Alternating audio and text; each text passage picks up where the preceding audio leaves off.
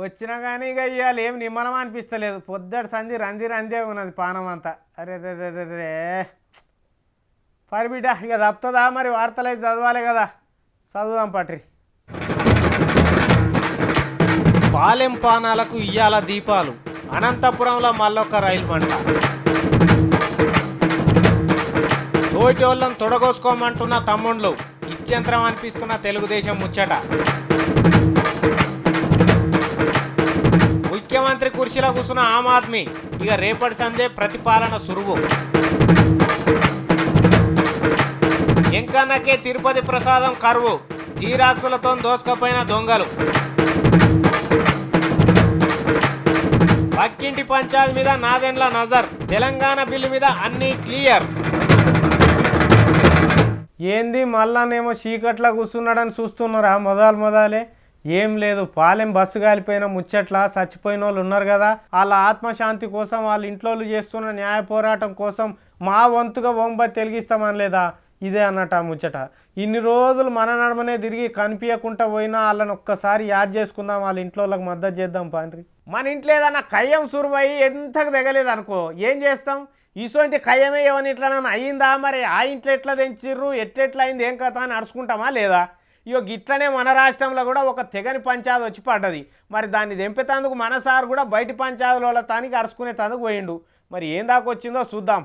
మన స్పీకర్ సార్లు Chandrababu sir, Jagan sir బుద్ధి జ్ఞానం లేదని తిడుతుండగానే నాదెండ్ల సార్ అసెంబ్లీల విభజన బిల్లుల మీద ఎట్టెట్లుంటుందో కథ నేర్చుకుంటందుకు పోయిండు. బీహార్, ఉత్తరప్రదేశ్ రాష్ట్రాల పొంటిపోయి మీ తాన రాష్ట్రాలు ఇడగొట్టినప్పుడు అసెంబ్లీకి బిల్లు వస్తే ఏం చేసిండ్రో, ఎవరన్నా లొల్లి పెట్టినరా లేకపోతే అందరు జై కొట్టినరా అని అడిగిండట. అయితే ఏంది సార్ ఇట్లా తిరుగుతున్నాడు, ఆయనతో తెలంగాణ బిల్లును అడ్డుకునుడు ఎట్లా అని తెలుసుకొస్తుండాయేమని భయపడేరు. బీహారు, ఉత్తరప్రదేశ్ అసెంబ్లీలు విభజన బిల్లు వచ్చినప్పుడు అడ్డుకోలే, ఇడగొట్టేతందుకే నడిచినాయి కాబట్టి మన సార్ కూడా అవే నేర్చుకొని వచ్చిండట. మరి బీహార్లో జరిగినట్టే ఈడ కూడా అసెంబ్లీని నడిపించి విభజన బిల్లును ఒడిపిస్తాడా లేకపోతే ఇంకేమైనా ఎత్తులేస్తున్నాడా అనేది మాత్రం ఆయన మనసులున్న మాటనే.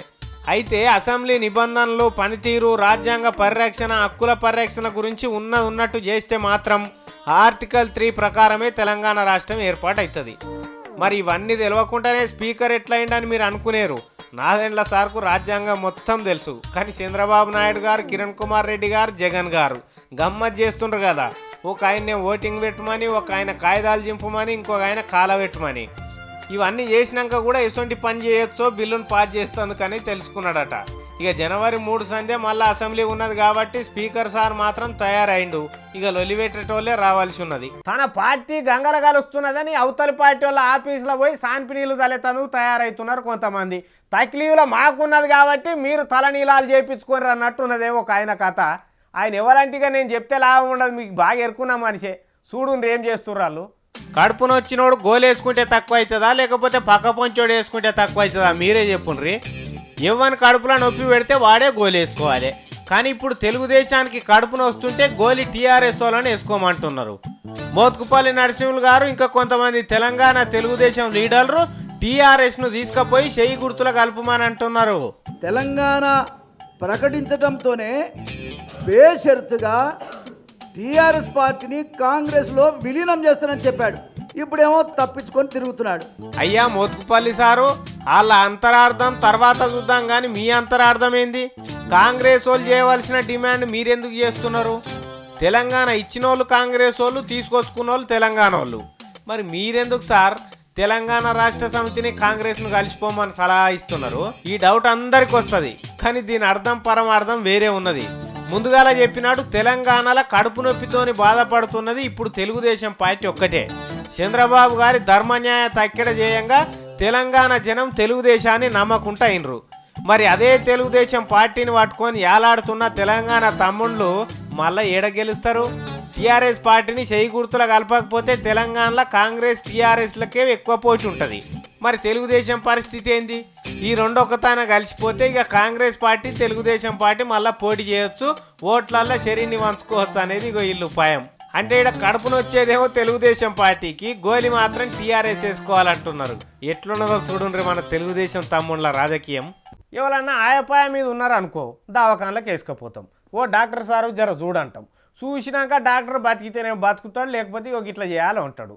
ఇక మరి ఏం తెలియదు, ఉన్న రోగం ఏందో తెలియదు, ఎందుకు చేస్తున్నామో తెలియదు, ఎందుకు బతుకుతున్నామో తెలియదు, కానీ తెల్లారు లేచే వరకల్లా కథమవుతున్నారు. మన రాష్ట్రంలో నిన్న మొన్న ముచ్చట్లు చూస్తుంటే అది ఏంది కథ, ఏం ఉన్నామా మనం ఈ ప్రపంచంలో అనిపిస్తున్నది. ఏం చెప్పాలమ్మా ఈ మోసం పాడుగాను. ఇంకా పూరాగా తెల్లారక ముందుకే రైలు పేటకు మంటలు అంటుకొని 30-40 మంది కాలి బూడిద అయిపోయినరు. మళ్ళా అది కూడా ఎన్నో కాదు, పాడైపోను మన అనంతపురం జిల్లాలనే. తెల్లారగట్ల పావుదాక్కువ 4 గంటలకు అందరు నిద్రలు ఉన్నారట. మరి ఏడంగొచ్చి పాడైందో మంట ఏసీ బోగిలు అంటుకున్నదట. ఇక ఆ గాలికి బిరాన మొత్తం అరుచుకున్నదట మంట. మంది లేచి ఉరుకుదామనే వరకల్లా చుట్టుకపోయినాయట. కథం ఇక ఏం చేయాలనో అర్థం కాక అందులోనే ఉండిపోయిరట చాలా మంది. ఇంకా కొంతమంది రైళ్ళకెళ్ళి కిందికి దుంకినరట.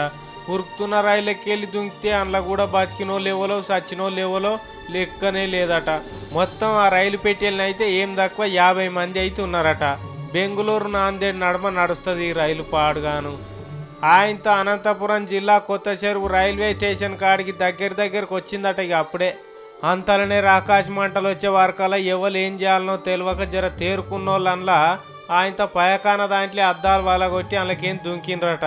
ఖాళీ బూడిదైపోయినరు తెల్లారే వర్కలనే.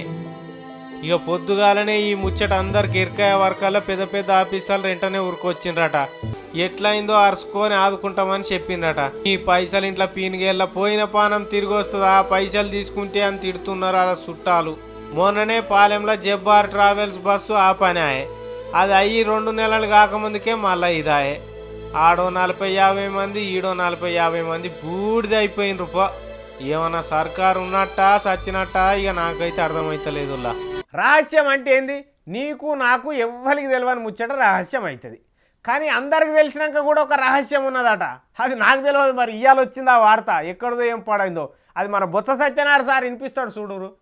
ఏ ఎండక శెత్తిరి అనే ముచ్చట రాజకీయాలలో జర్రంతా మారి ఏ ఎండక పార్టీ అనే కాడికి వచ్చింది. పోంగ మిగిలినోళ్ళే మనోళ్ళు ఉన్నోళ్ళతోనే కథ నడిపిస్తామని బొత్స సత్యనారాయణ సారు గోడల కాడ నిలబడి ఎన్ని పిల్లులు గోడ దుంకబోతున్నాయని కాగితము కమ్మలు చేతులు పట్టుకొని లెక్కలేసుకుంటున్నాడట. నిన్న మొన్న కొంతమంది లీడర్లు చెయ్యి గుర్తు పార్టీకి చెయ్యిచ్చి శంగో బిల్లా అని శంగునెగిరి అవతలి పార్టీలకు ఎగిరి దుంకుతుంటే ఇంకెంతమంది పోతారో కూడా మా తాన లెక్కలు చిట్టాలు పక్కగా ఉన్నాయని చెప్తున్నాడు. ఇనురో పారి మీరే. ఎవరు వెళ్ళిపోతున్నారు, ఎవరో జిల్లాల వారి మా దగ్గర కూడా అన్నీ ఉన్నాయి, ఆ సమాచారం అంతా ఉంది. ఇట్లా పోయేటోళ్ళు ఏ ఒక్కలో ఇద్దరో ఏమో అనుకుంటే ఉత్తముచ్చటే దగ్గర 25 మంది కప్పల తక్కడ రాజకీయం చేయబోతున్నారట. జనంత వెనుక ముందు అయినా కానీ పొయ్యేటోళ్ళు ఎవరెవలో మా తాన లిస్ట్ ఉన్నదంటున్నాడు. ఇక వీళ్ళిద్దరు 3 మంత్రులు కూడా ఉన్నారట. ధర్మాన ప్రసాదరావు సారు ఖచ్చితంగానే ఏరే పార్టీలో కలుస్తారు అనుకుంటున్నారట. గంట శ్రీనివాసరావుతోని ఇంకో 4 కూడా సోపతి కలిసి అలాయ్ బలాయ్ అని చెయ్యి పార్టీకి చెయ్యిచ్చి వేరే పార్టీలకు దుంకబోతున్నారట. తూర్పు గోదావరిలో 4, పశ్చిమ గోదావరిలో 3 ఎమ్మెల్యేలు కూడా ఇదే బాట పడుతున్నారట. అయినా ఇది అందరికీ తెలిసిన రహస్యమే అని మీదికెళ్ళి జోకులు కూడా వేస్తున్నాడు మన బొత్స సత్యనారాయణ సారు. పార్టీలకెళ్ళి ఒక్కొక్క లైన్ పొంటి పోయినా పార్టీకి ఏం నష్టం లేదు, ఏదో పదవి దక్కుతుందన్న ఆశతో వాళ్ళు పోతున్నారు. కానీ వాళ్ళకి అవతల పార్టీల ముచ్చట ఎరకందా ఎన్నడినందా అని కూడా చెప్తున్నాడు. 2014 ఎన్నికలల్లా ఇలా కుత్త చేతులే మిగులుతాయని జాతకాలు కూడా చెప్తున్నాడు. చూడాలి మరి బొత్స సార్ లెక్కలు ఎంత దాకా కరెక్ట్ అవుతాయో, ఎంతమంది దుంకుతారో.